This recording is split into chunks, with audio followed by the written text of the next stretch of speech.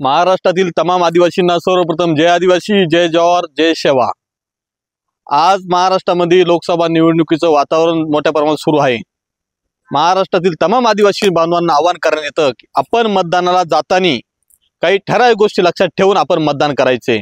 एक मणिपूरमध्ये जे बीजेपी सरकारने अदानी अंबानीला मणिपूर विकून आदिवासी महिलांना नग्नदिंड करून त्याच्यावर बलात्कार केला, त्या विरोधात त्याचा बदला घेण्यासाठी आपल्याला लोकशाही संविधान वाचवण्यासाठी हे मतदान करायचे।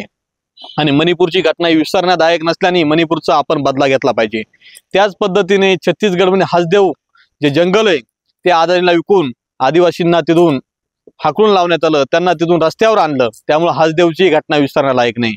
महाराष्ट्रातील आदिवासींचा पैसा कायदेशी विशेष पदभरती तिला स्थगिती दिली, त्याला कारणीभूत आहे बीजेपी सरकार, शिंदे गट आणि अजितदादा पवार आहे। त्यामुळे ही घटना आपण विसरू नये।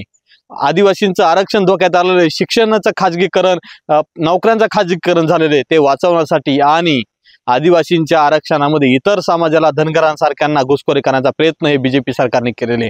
त्यामुळं आपलं अस्तित्व, आपली ओळख, आपलं जल जंगल जमीन, आपलं संविधान, आपली लोकशाही हे सर्व वाचवण्यासाठी आपल्याला सगळ्यांना मतदान करताना विचार करायचा आहे। आणि बीजेपी आदिवासींचा खरा शत्रू आहे। त्यांनी आपल्याला वनवासी केलेले, वनवासी हा शब्द आपल्याला शिवी दिलेले, तर आम्ही वनवासी नाही, ह्या देशाचे मूळ मालक आहेत, हे आपण विसरायचं नाही।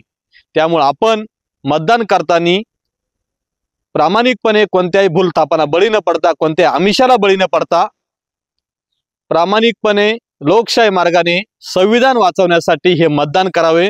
किती दिवस आपण आंदोलन करणार, किती दिवस मोर्चे करणार? जर आपण एकदा चुकलो पुन्हा 5 वर्षे आपल्याला पश्चातापाशिवाय पर्याय राहणार नाही। त्यामुळे कुठल्याही भूलथापाला बळी पडू नये एवढं बोलतो मी। सर्व आदिवासी बांधवांनी माझ्या या व्हिडिओच्या माध्यमातून एक संदेश घ्यावा, एक बोध घ्यावा की इथून पुढं या भारतामध्ये अमित शाह आणि मोदी सत्तेवर कधीच राहिले पाहिजे नाही, ही आपण आज शपथ घ्यायची। जय आदिवासी, जय सेवा,